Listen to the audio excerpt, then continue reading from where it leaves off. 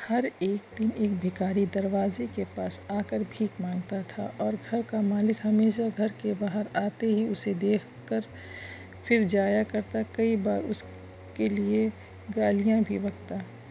वो कहता, तू जिंदा क्यों है? पूरी जिंदगी ऐसे ही भीख मांगेगा क्या? धरती का बोझ क्यों बना बैठा है? और कभी कभी उसे भिखारी को गुस्से में धक्का भी मार दिया करता। इतना कुछ हो जाने के बावजूद भिखारी के मुंह से सिर्फ इतना ही निकलता, भगवान तुम्हारे पापों को माफ़ करे। एक बार सेठ को धंधे में बहुत बड़ा नुकसान होने की खबर मिली। सेठ बहुत परेशान था। तभी उसके दरवाजे पर वही भिखारी आया। गुस्से में अपना आपा खोते हुए सेठ ने उस भिखारी पर पत्थर दे मारा।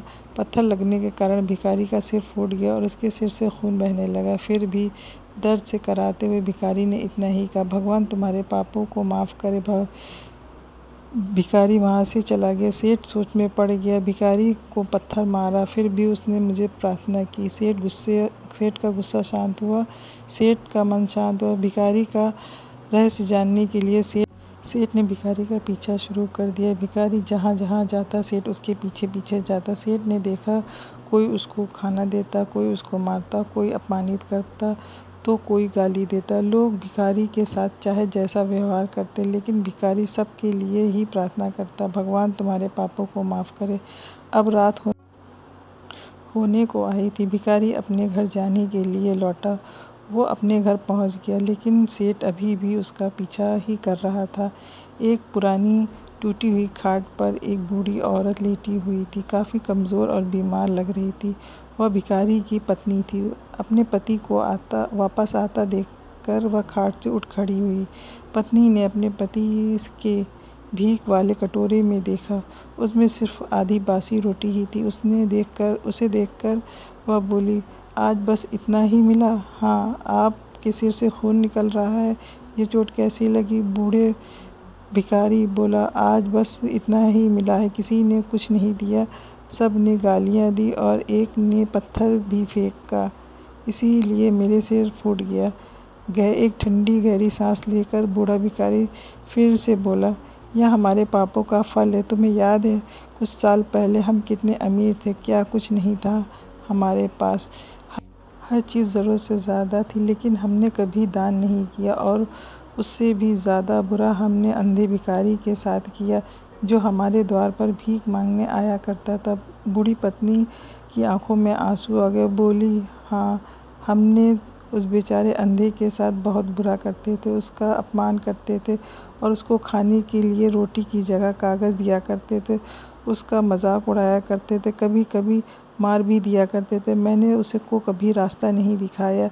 एक बार मैंने उसके मुंह पर मिट्टी फेंक दी थी और वह हमेशा दुखी होकर यही कहता, भगवान तुम्हें तुम्हारे पापों की सज़ा देगा, भगवान तुम्हारे पापों की सज़ा ज़रूर देगा। उसका यह श्राप सच हुआ और हम दुख भरी जिंदगी में आ गए। भिखारी बोला, हाँ, उसका श्राप सच हुआ, इसलिए मैं किसी को भी बद्दुआ नहीं देता, चाहे कोई मेरे साथ कैसा भी बर्ताव करे। मैं हमेशा उसके लिए प्रार्थना करता हूँ। मैं नहीं चाहता कि कोई भी हमारे जैसी ज़िंदगी का अनुभव करे, किसी को भी हमारे जैसे दुखों का सामना करना पड़े। वो नहीं जानता कि वह कितना बड़ा पाप कर रहा है, इसीलिए अनजाने में किया हुआ पाप की ऐसी सज़ा किसी को भी मिले मैं नहीं चाहता हूँ। सेठ वहीं छुपा सारी बातें सुन रहा था।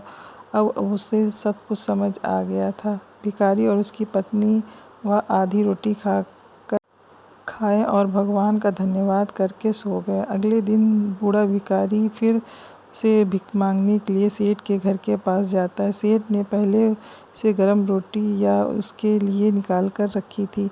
उसे देते हुए सेठ ने विनम्रता से, माफ़ कर दीजिए बाबा, मुझसे बहुत बड़ी गलती हो गई। बूढ़ा भिखारी बोला, भगवान तेरा भला करे। इतना कहकर वह आगे निकल गया।